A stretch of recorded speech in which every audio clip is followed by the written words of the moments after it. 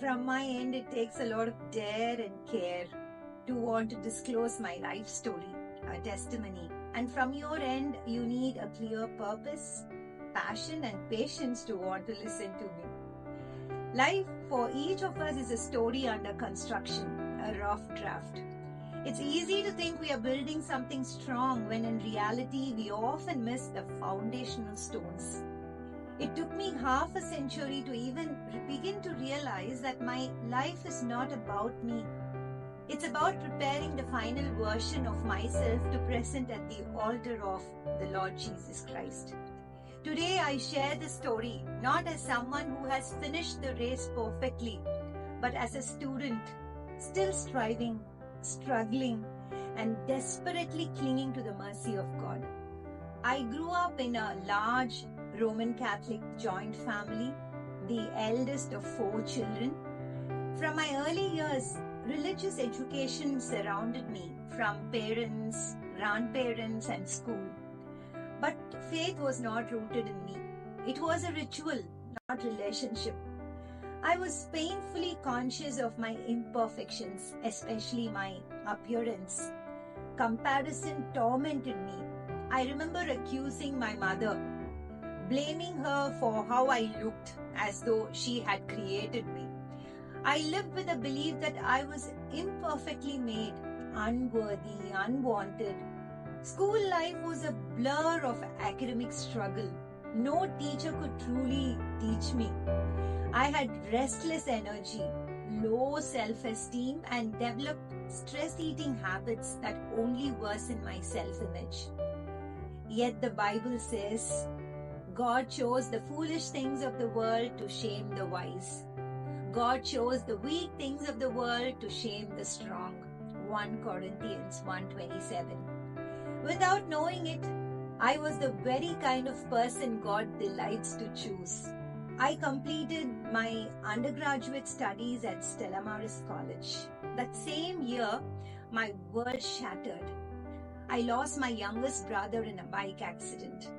3 boys, my brother in the middle, crashed head-on into a tree. A cerebral hemorrhage took him from us. Returning to college without him was a searing, surreal experience. I, who had walked those corridors for 3 years with my brother's constant counsel, suddenly felt crippled. He was my mentor in many ways, teaching me to speak wisely, to act responsibly, to present myself with dignity. His absence left me vulnerable, like a naive child exposed to a hostile world. He was just 2 years younger, yet so much wiser. That was when my first real communication with God began. A silent battle, a desperate, helpless cry, a deep questioning of the permanence of the world. I had no knowledge of God's heart and no fear of His holiness. But grief broke down my rebellion and forced me to seek. Thus began my first faltering steps towards faith.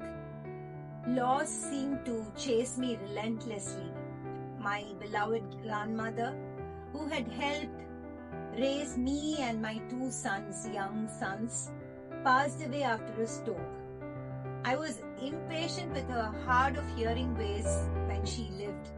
Her death left me wishing I had shown her more kindness. When she was hospitalized, I waited in desperate hope for her recovery. I declared boldly in faith she would return, but she didn't. Instead of comfort, I was mocked and reprimanded for my mad faith.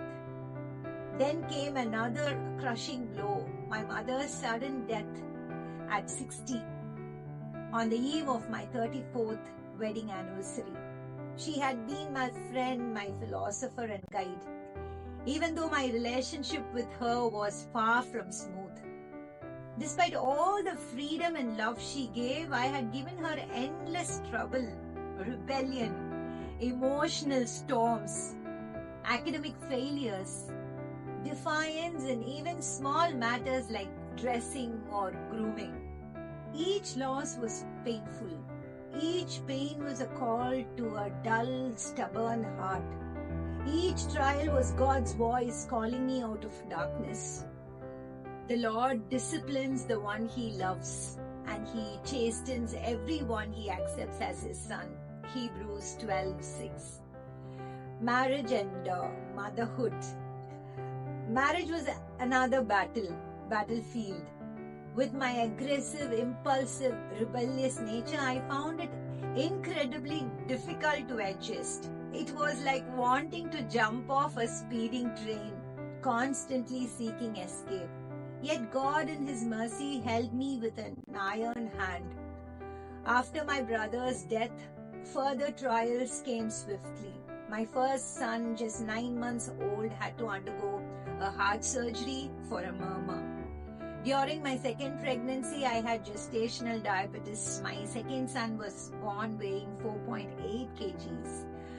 My health deteriorated severely after that. Life was a series of storms, but each storm was a call. Each sickness, each sorrow, each setback was God's patience, painful shaping. The ultimate wake-up call was in 2021. I had a near-death experience, a heart attack known as broken heart syndrome. It was a literal death and resurrection moment for me. It reminded me of how stubbornly we repeat the same Israelites' mistakes. Today, if you hear His voice, do not harden your hearts as you did at Meribah. Psalms 95:7-8. The story of Adam and Eve is true even today. Our disobedience, our reaching for the forbidden still brings death into our lives. Even after knowing God's word, we often live half-hearted, lukewarm lives. And remember the parable of the 10 virgins? The foolish ones took their lamps but did not take any oil with them. The bridegroom arrived, and the virgin who were ready went in with him to the wedding banquet, and the door was shut. Matthew 25:1-13. Will we be found without oil when Jesus returns? There will be no explanation, no excuse. Today I'm still writing the rough draft of my life. I'm striving, not perfectly, not powerfully, but truthfully. I have no pride left in my strength. Like Paul, I say, therefore I will boast all the more gladly about my weaknesses, so that Christ's power may rest on me. 2 Corinthians 12:9. Everything negative I believed about myself was a lie.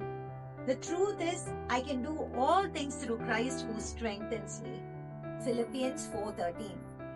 And this is not from yourselves. It is the gift of God. It is by grace you have been saved through faith, and this is not from yourselves. It is the gift of God. Ephesians 2:8. God's men and women are not perfect. They are simply those whose weaknesses drive them to want God more, seek Him deeper, and trust Him longer.